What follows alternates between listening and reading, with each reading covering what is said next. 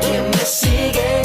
¿Y quién me ha dejado de seguir a mí? Solamente puedo decir, a nadie le interesa lo que pongas en Twitter. ¿Quién me sigue? ¿Y quién me ha dejado de seguir a mí? Solamente puedo decir, a nadie le interesa lo que pongas en Twitter. Quiero que me digas que todo lo que escribes son indirectas hacia alguien que seguro que te quiere joder. Joder. Quiero que me digas que todo lo que escribes son indirectas para alguien que seguro que te quiere joder.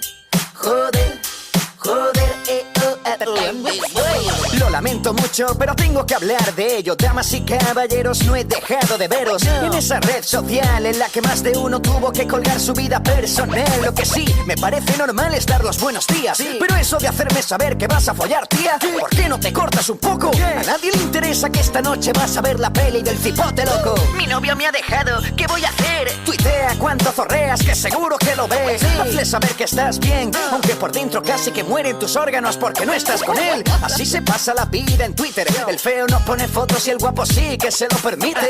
Y seguro que a nadie le interesa, pero tú fotografías tu ojo de cerca y lo cuelgas. ¿Quién me sigue? ¿Y quién me ha dejado de seguir a mí? Solamente puedo decir, a nadie le interesa lo que pongas en Twitter. ¿Quién me sigue? ¿Y quién me ha dejado de seguir a mí? Solamente puedo decir, a nadie le interesa lo que pongas en Twitter. Hablemos de esa persona que pasa todas las horas poniendo todas las cosas que hace. Es una capturadora de sensaciones y fotos de un mequetrefe aburrido en su clase. No puedo dormir, coño, como si mi retweet fuera a acabar con tus problemas de insomnio. Últimamente follo poco, si quieres que te folle dilo y deja de darle indirectas a tu novio.